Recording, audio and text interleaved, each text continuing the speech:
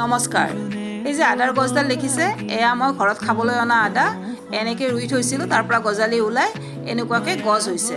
সৰুতে আদাৰ পাতৰ সৈতে সৰু মাছৰ জোলখন খুব খাইছিলোঁ, কিন্তু এতিয়া নিজে বনাই খাবলৈ সময় নাপাওঁ বাবে খোৱা নহয়। আৰু আদাৰ পাতো নাপাওঁ।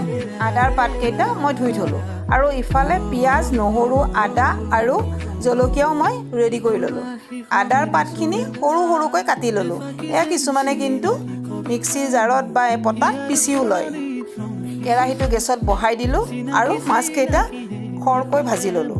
মাছকেইটা অকণমান খৰকৈ ভাজিছোঁ এইকাৰণে যে মাছকেইটা যোৱাকালিয়ে অনা মাছ আছিল, সেয়েহে মই মাছকেইটা অকণমান খৰকৈ ভাজি ল'লোঁ। মাছকেইটা ভাজি লৈ তাত পিঁয়াজ, নহৰু আৰু জলকীয়া, কেঁচা জলকীয়া মই দি দিলোঁ। এতিয়া নিমখ হালধি জোখমতে দিলোঁ আৰু সুন্দৰকৈ ভাজি থাকিলোঁ। কিছু সময় ভজাৰ পিছত মই তাত আদাখিনিও, যিখিনি মই পিচি থৈছিলোঁ সেই আদাখিনিও তাত মই দি দিলোঁ। আদাৰ পাত যদি সৰহ হ'লহেঁতেন তেতিয়া আদা নিদিয়াকৈ হ'লহেঁতেন, কিন্তু আদাৰ পাত একেবাৰে কম আছিলে, সেয়েহে আদাখিনি দিছিলোঁ। এতিয়া তাত মই ভাজি থোৱা মাছকেইটা পেলাই দিলোঁ। খুব চিম্পুল হয়, কিন্তু খাবলৈ খুব ভাল হয়। তাৰপিছত মই অকণমান গৰম পানী ঢালি দিলোঁ আৰু ঢাকনিখন দি দিলোঁ। 10 মিনিটমান পিছত মোৰ আদাৰ আঞ্জা ৰেডি হৈ গ'ল। আঞ্জাখন খাবলৈ বিৰাট সোৱাদ হয়। ৰাতি কেইটা বাজিলে চাওকচোন, 11:25। আপোনালোক সকলোৱে চাগে টোপনিত লালকাল। মই কিন্তু এতিয়া আকৌ চুলিৰ অকণমান যত্ন লওঁ বুলি ভাবিছোঁ। ছেটাৰডে মোৰ চুলিৰ যত্ন লওঁৱেই। ছেটাৰডে সন্ধিয়া মই নিজৰ অকণমান যত্ন ল'বলৈ চেষ্টা কৰোঁ।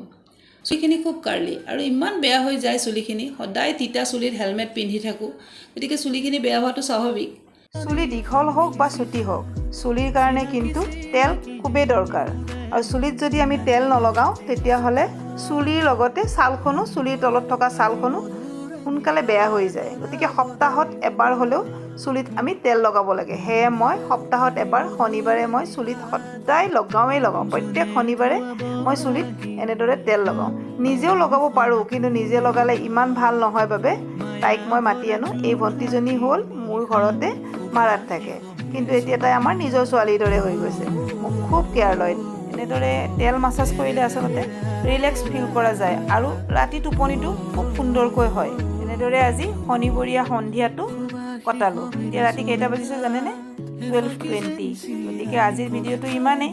যদি ভিডিঅ'টো চাই ভাল পালে তেন্তে লাইক কৰিব আৰু কমেণ্ট কৰিব, আৰু যদি বেছি ভাল পালে তেন্তে ভিডিঅ'টো শ্বেয়াৰ কৰি দিব আৰু মোৰ পেজটো ফ'ল' কৰিব দেই। Thank you, bye by.